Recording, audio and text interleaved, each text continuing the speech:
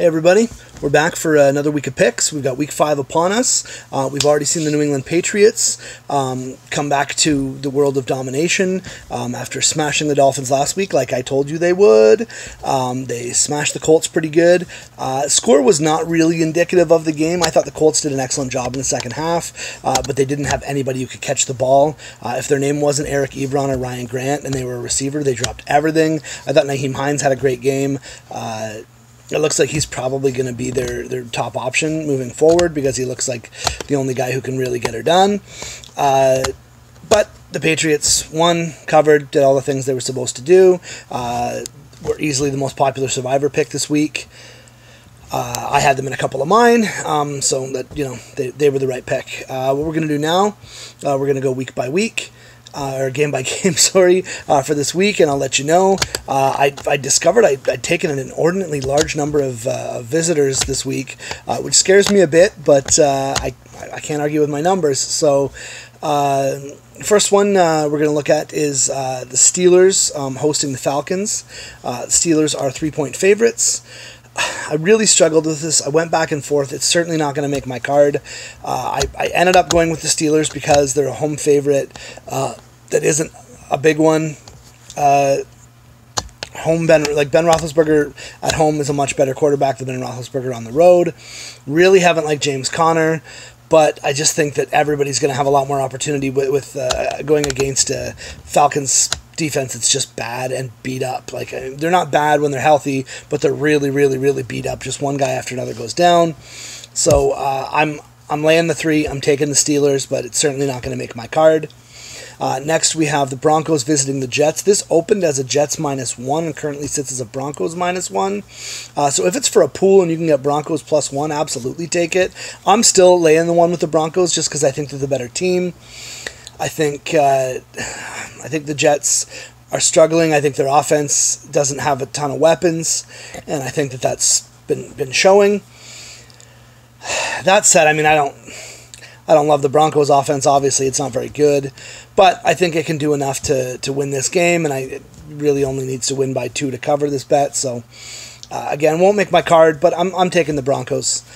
We've also got the Packers visiting the Lions. The Packers are another visitor that's a 1-point favorite. I've been struggling with the line. I've had people say, I saw this and right away I jumped Packers right away. I said, Packers -1, of course, they're a much better team. I know they've got some receivers beat up. If you follow me, you know how I feel about that. I believe anybody can step into that lineup and be a good receiver. Any receiver on that team is worth rostering for fantasy reasons, if they're healthy, simply because Aaron Rodgers can turn anybody into a star for a day. I didn't think they'd miss Jordy Nelson. From a passing standpoint, they haven't, and he hasn't looked overly impressive in Oakland because Aaron Rodgers just makes players better. I knew that Geronimo Allison would have a better year because he'd get bumped up a peg. We all knew Devontae Adams would have a good year because he'd be the go-to guy now. All of that said, I'm really struggling with this. I've heard a few people who, those people who I say are smarter than me, who've said that they think that the Lions might be the better team, and to be getting points at home and be the better team is a pretty good option. That said, I can't not believe in Aaron Rodgers. That division is not super strong. That division there's a lot of room for, a team could basically, win 10 games and win that division because it hasn't started out very strong. I mean, not that I think the teams aren't good. I think the division itself is actually quite good. I mean, you got the Packers. I mean, you've got 4 teams that could finish 500. I don't think the Lions will. I think the Lions are showing that they're the worst team in that division, but you can certainly have 3 teams that are going to finish over 500 or better. But I also think that because of the back and forth nature of the way that they've started the year, 10 wins could win that division. Well, this is one of the ones you're going to have to win if you want it. I think Aaron Rodgers is the best quarterback in the world. I think he's the best quarterback on one leg. And he seems to be running better every week. So I'm going to lay the 1. Not going to make my card, but I'm taking Packers -1. Jacksonville is visiting KC. KC is a 3-point favorite. And every time I pick against KC, they blow a team out. This is another one I'm struggling with because I just think that in the quarterback battle, the Chiefs are just so much better. That said, defensively, Jacksonville is a trillion times better. So, is Kansas City's defense worse than Blake Bortles as a quarterback? And again, I know you look at last week and Blake Bortles looked like a different guy. He looks so good. So, I mean, it's tough. I'm taking Jacksonville because I think that as an overall team, they're the better team. And this line speaks to these teams being equal. So, yeah, I'm taking Jacksonville. Again, not going to make my card, but I'll take the points. If you give me the points with a defense like that, I'll take them. I'm going to give the points with the LA Chargers. The Raiders are coming into town, and normally I don't love a large spread like 5.5, and I know it's not large, but for, a team that hasn't come out of the gates explosively like we thought that the Chargers would, 5.5 does seem pretty large. I've seen it at 6 at some place. I'm still willing to give it because of just how bad I think Oakland is. I think they're a very bad team. Their offensive line hasn't looked like it used to. Their defense has just been atrocious. Aside from Gary and Conley, who again had a great week last week, that guy's looking unreal. He's looking to be the steal in that draft simply because he had those legal issues and everything's cleared up now, so now he just looks like an absolute steal. So, aside from him, that defense is bad. Still can't find a pass rusher. I mean, it's just so tough to find. Where would they ever find a pass rusher? If only they'd asked this question 4 months ago. Yeah, I'm laying the points with the Chargers, 5.5. The San Francisco 49ers, with our boy C.J. Beathard, looked better than anybody thought they would last week. They had a chance to win that game, but did not. They went away and poo-pooed against those Chargers we just spoke about. Again, I think they've got an excellent coach. I think that they've got some good play calling. They're still not a great team without their star quarterback. The Cardinals don't have a star quarterback, but I like their quarterback better. I like Rosen a heck of a lot more than I like Beathard. Probably why he got picked way before Beathard did. Not in the same draft, but probably why Rosen was a first-rounder and Beathard wasn't. I think we see more to Kirk this week. I think we see maybe a little bit of stuff with Ricky Seals-Jones this week. I like the Cards. Give me the points. I know they're on the road. It's a divisional game, though, and these tend to be really tight, especially in that division. Which leads me to the next one. I'm also taking the Seahawks at home, getting 7.5 points against the Rams.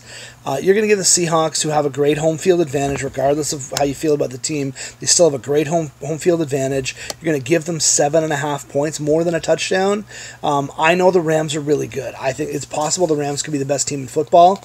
But this just reeks of one of those games where Seattle, is leading the whole game and the Rams maybe win it at the end, or maybe don't. Maybe Seattle comes away with the win. I definitely don't think the Rams will win by more than a touchdown.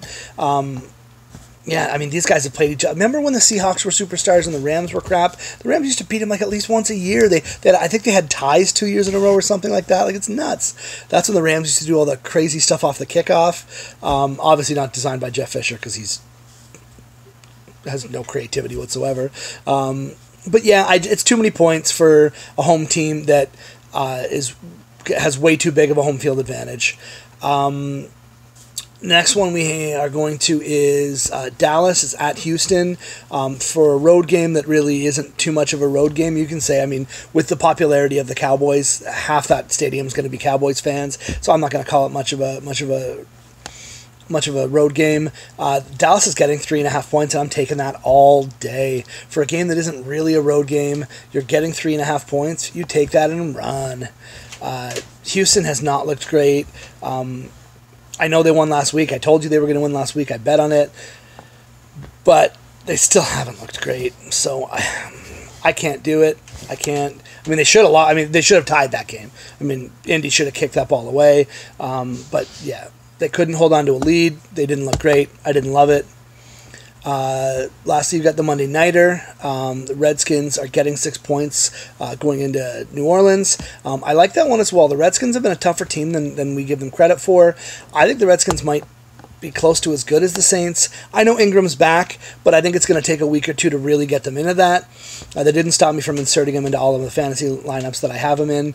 But I still think it's going to, they're going to have to work out those kinks. And their defense isn't very good, and I think Washington's offense is good. Their offensive line is great. Alex Smith has looked good. They've got a ton of options. Chris Thompson, in the limited action where they've really used him, has looked very, very good. Obviously, with AP, he's looked good as well. So, and he'll be back and healthy this week. So, yeah, I think there's a chance Washington wins this. I know New Orleans really needs it, but I think there's a chance Washington wins this game. So, give me the 6 points. I'll take them all day. Moving on to the games I actually bet on. I'm going to start with my favorite play of the week is Ravens -3 at the Browns. This has traditionally been a tougher game for the Ravens because they've walked into Cleveland thinking they're going to smash them, not taking them seriously. But this year everyone takes the Browns seriously. That defense is not a joke. They have a quarterback who can move the ball now. People think the Browns are really good. They're still not that good. And they're not close to the Ravens, who might be the best team in the AFC. The AFC's not great. Jacksonville's got holes. The Patriots obviously have a ton of holes. Kansas City's defense is just atrocious. So the Ravens are in the conversation, along with Cincinnati as well, who I think who probably is my favorite to win that division. But both of those teams could, and I think both of them are probably going to make the playoffs because they both look really, really good, and that Ravens D looks unreal. So, yeah, I think the Browns are going to have. I think you're going to have a rookie quarterback who is still running, a spread offense in a league where good defenses eat that stuff for dinner. I don't see them scoring a ton. I think Baltimore's going to do a good job of shutting them down, and I put 3 units on the Ravens this week, and I wouldn't feel bad if you did too, if you can still get -3. The next one, I'm going against my Miami Dolphins. Again, 2 weeks in a row, I'm recommending a bet against them. But with Daniel Kilgore out, that's the difference between the Dolphins' offensive line last year and the Dolphins' offensive line this year. And last year it was a tire fire. And this year, at the beginning of the year, it looked really good in the first game, and then sit and went down. And then they played a couple of cream puffs and were able to make do. But now Kilgore's out. Now you got 40% of your offensive line is out, including your center. Miami has proven time and time again that they're not great with the subpar offensive line. They haven't been able to run the ball already, so now they're going to have an even tougher time running the ball. You're going up against a great defense that's getting Vontaze Burfict back. I just don't see how they do anything with this. And if you think Sony Michel looked impressive last week, Joe Mixon is healthy and is back and is going to just tear this defense apart. I don't like it because I don't like Joe Mixon. I'll be honest, I have him in a couple of fantasy leagues because I care about winning, but I don't like him as a human being. But he's an impressive specimen. He's a great runner. He can catch the ball. I have a feeling he's just going to put up some gross numbers against the Dolphins. You're only giving 6 points. It was better when you'd opened at 5.5. I hammered it pretty heavy at 5.5. But I would be willing to make a 1-unit play at -6. And I'll cry when I win that money. Next, we've got the Panthers are hosting the New York Giants. The Panthers are 6-point favorites. This is another one. This one actually opened at 7, and the people smarter than me have bet it down to 6. I still love the Panthers. I know, again, I'm taking all favorites this week in my betting. I wouldn't hate anybody who made a bet on the Seahawks or the Redskins, especially because the Seahawks are at home, but my 4 favorite plays were all favorites. It worked out really well last week. We were up 5.5 units last week, so that worked out pretty well. Again, I got the Panthers -6 versus the Giants. The Giants can't move the ball. The Panthers' defense is pretty good. The Panthers' offense is much better than theirs. I don't see how the Giants get anything going. There's a lot of frustration showing. You got OBJ, slagging off his teammates and stuff like that. I think they're in trouble. I think that they're bad. Their offensive line's still awful, and you've got some guys on Carolina who can make that hurt. So I'm happy to give. This tells me the Panthers are 3 points better than the Giants on a neutral field. There's no chance they're 3 points better than the Giants on a neutral field. They're a touchdown better than the Giants on a neutral field. I'm not laying 10, but I think I think the line should be at least 8.5. I think 6 is a really short number. I think the people who bet it down made a mistake. And, I'll probably be saying this week, remember when I said those guys who were smarter than me aren't smarter than me? Well, they are. But from everything I can see, I think the Panthers are going to smash this game. I wouldn't be the least bit surprised to learn that they win it by double digits. So. My last play, which I wouldn't recommend now, but at the time, and I tweeted it out at least 3 times, was you could get Tennessee minus 3.5 at Buffalo. The Titans are a pretty good team. Their defense is really good. Their offensive line is very good. I know Conklin's still out, but their offensive line is still very good. Mariota's okay. I'm not a massive Mariota guy, but he's okay. But they've got a couple of guys who can run the ball. They've got a defense that's doing good things, and they've just found a way to make it go. Corey Davis looked obviously incredible in his breakout last week. They've still got Tom and Taylor. They've got options. They've got a quarterback who somehow makes stuff work. And they've got a stout defense. I think they just pound the crap out of the Bills here. They're able to run the ball like crazy. They'll be able to have a field day on Josh Allen. 3.5. I loved. I still think they cover the 5.5, and if that was how the line open, I might even make a play on it. But as a rule, if you lose 2 points, don't place the bet. You didn't get the best number. Why make a bet on the worst number?